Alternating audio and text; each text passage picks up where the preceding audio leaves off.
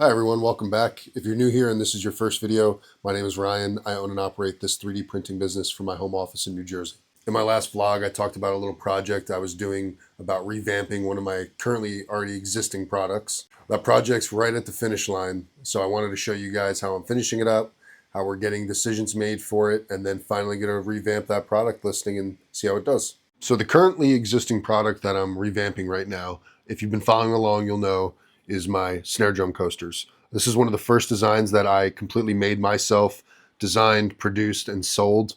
Really proud of this, but I've been getting a lot of clicks and a lot of views on the Etsy page for my Etsy ads and all that. And it's getting a lot of views and people are liking it, but it's not converting into enough sales or as many sales as I would like. I'm definitely getting some, but I want more. And I think people are interested right from the get-go, but I think once they get to the listing, there's something that either is turning them off from it or is not pushing them through that point of, okay, I really like these. So I decided to go back to the drawing board and see how I could revamp these to make them better. So I like the coasters themselves. So one thing I really wanted to revamp is the holder I put them in. Right now, they just sit in a normal basic circular holder that I use for almost all of my circular coasters.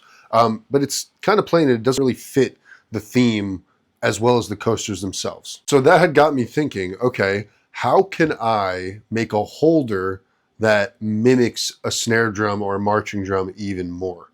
And then I had this idea, and I had some ideas, I had some sketches, and then I worked with a designer that I know to really bring it to life and work together to collaborate on a design. And we came up with this. So this is one of the prototypes. I'm actually printing the finished ones behind me that I'll show you in a little bit. But this is a holder that mimics an actual marching snare drum. It has 10 tension rods, a rim, the lug casings, the snare mechanisms on the side, everything you would need. And the coasters now fit inside them.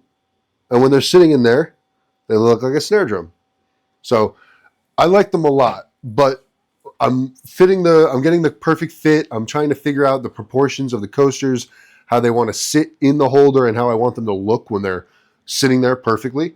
So I'm going through that, printing new ones, testing some other fulfillment out, and trying to figure out what is best for this product. So that way, when I put it online, it is the best representation of this product that I want to show the world.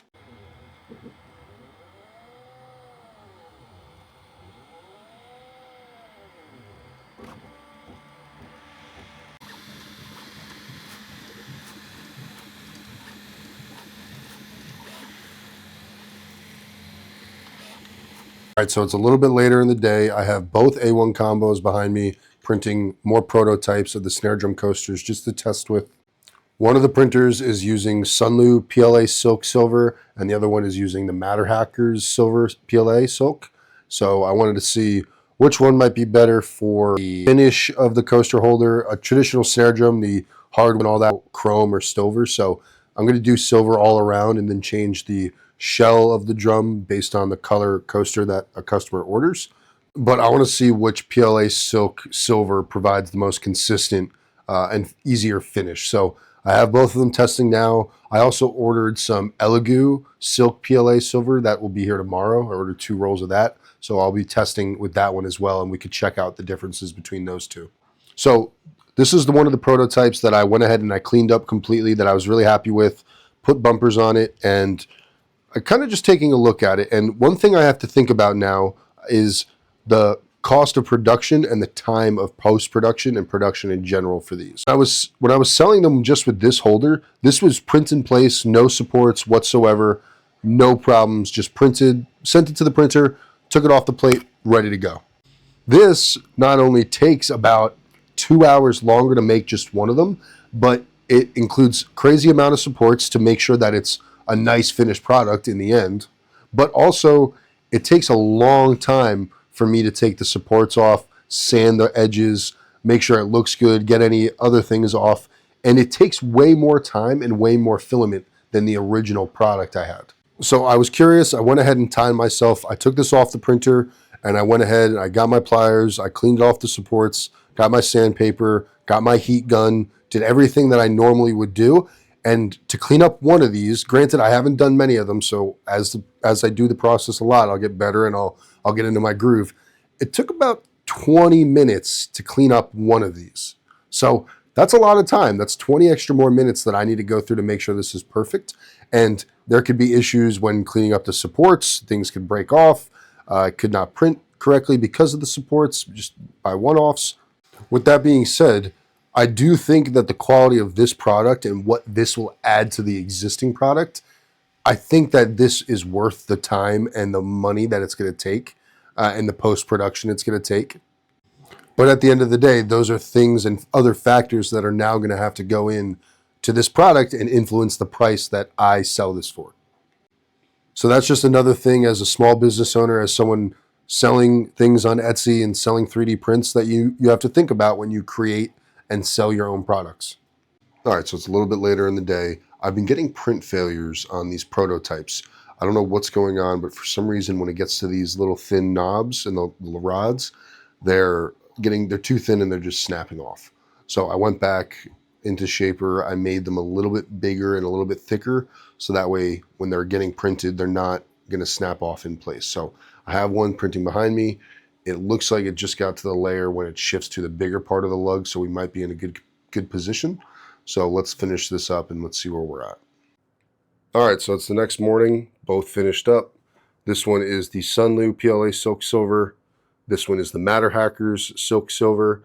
So this one, I messed with the dimensions a little bit. I made it a little bit taller, a little bit less wide to make it match an actual snare drum. This one is a little bit wider, a little bit lower for the coasters themselves. I went ahead and I raised the height a little bit because I decided that I want to include 5 coasters with this set. That way the height is a little bit better and it's a little bit more proportionate. And it also adds a little bit more value to the product itself. So let's go ahead and get the supports taken off these. We'll take a closer look and we'll figure out which one might be better for the product. All right, I just wanted to show, I took off the supports of this one model, and this was all the supports I had to take off for it to be considered ready to sell, in my opinion. So that's a lot of supports. I'm going to have to bake that into the price of the product. All right, so these finished up. I didn't clean up the second one nearly as much just because I got it to a point where I was happy with it and it's more for testing, but this is definitely going to be the coaster holder product. So that's great. This is what the coasters originally are. And to be honest, now I feel like having the rim and the hardware on the coasters themselves is a little redundant because that's what the holder is for now. It actually has the rim and the hardware on it. So what I did was scratch these, took these out, and I remade basic ones, black shell, white finish with a textured face. And I'm going to do 5 of them. That way, when they sit flush, not only does it really look like a drum now, but now you don't have any redundancy. And I think that looks pretty damn sick. And if you know the marching arts and you know what a marching snare drum looks like, that looks like a marching snare drum. Now that the prototyping and the dimensions are all figured out and I can go ahead and start printing them for testing, I'm going to go ahead and just start printing as many as I can, get some different color coasters made. That way I can revamp the listing, get some new photos up there that now match the completely redesigned product.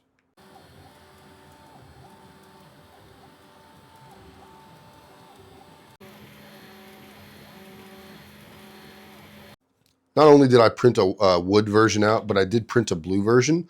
I accidentally only printed 4 of each color, so I had to put a black down here to test the dimensions. But I really like how the different colors make it stand out. I think that people are going to like them, and I think the different options will lend itself to making it more available and more wanted by different people.